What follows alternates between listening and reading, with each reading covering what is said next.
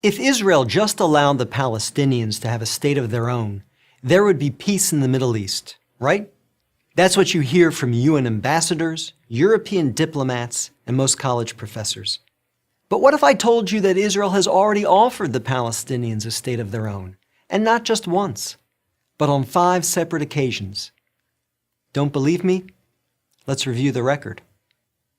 After the breakup of the Ottoman Empire following World War I, Britain took control of most of the Middle East, including the area that constitutes modern Israel.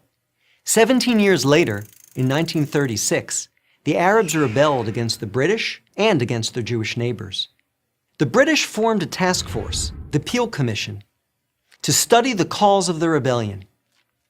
The commission concluded that the reason for the violence was that 2 peoples, Jews and Arabs, wanted to govern the same land.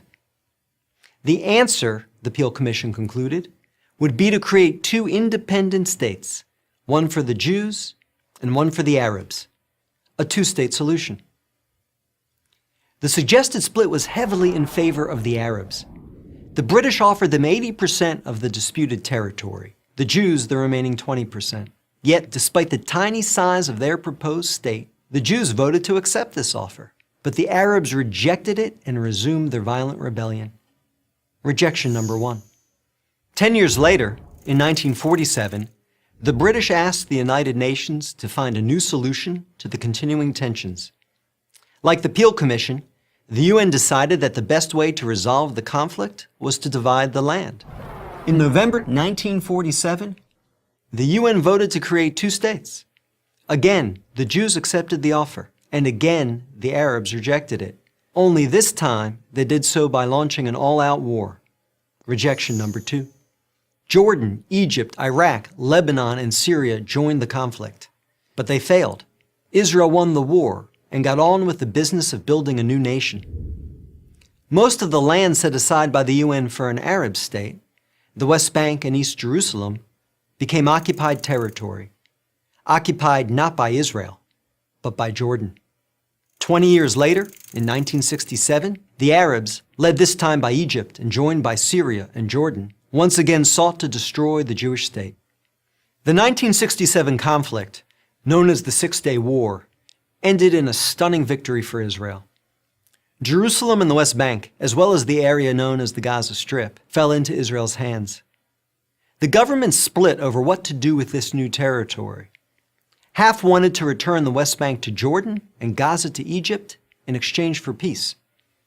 The other half wanted to give it to the region's Arabs, who had begun referring to themselves as the Palestinians, in the hope that they would ultimately build their own state there. Neither initiative got very far. A few months later, the Arab League met in Sudan and issued its infamous 3 no's. No peace with Israel, no recognition of Israel, no negotiations with Israel. Again, a 2-state solution was dismissed by the Arabs, making this rejection number 3. In 2000, Israeli Prime Minister Ehud Barak met at Camp David with Palestinian Liberation Organization Chairman Yasser Arafat to conclude a new 2-state plan. Barak offered Arafat a Palestinian state in all of Gaza and 94% of the West Bank, with East Jerusalem as its capital. But the Palestinian leader rejected the offer. In the words of U.S. President Bill Clinton, Arafat was here 14 days and said no to everything. Instead, the Palestinians launched a bloody wave of suicide bombings that killed over 1,000 Israelis and maimed thousands more, on buses, in wedding halls, and in pizza parlors. Rejection number 4. In 2008, Israel tried yet again. Prime Minister Ehud Olmert went even further than Ehud Barak had, expanding the peace offer to include additional land to sweeten the deal. Like his predecessor, the new Palestinian leader, Mahmoud Abbas, turned the deal down. Rejection number 5. In between these last 2 Israeli offers, Israel unilaterally left Gaza, giving the Palestinians complete control there. Instead of developing this territory for the good of its citizens, the Palestinians turned Gaza into a terrorist base from which they have fired thousands of rockets into Israel. Each time Israel has agreed to a Palestinian state, the Palestinians have rejected the offer, often violently. So if you're interested in peace in the Middle East, maybe the answer is not to pressure Israel to make yet another offer of a state to the Palestinians. Maybe the answer is to pressure the Palestinians to finally accept the existence of a Jewish state. I'm David Brog, Executive Director of the Maccabee Task Force for Prager University.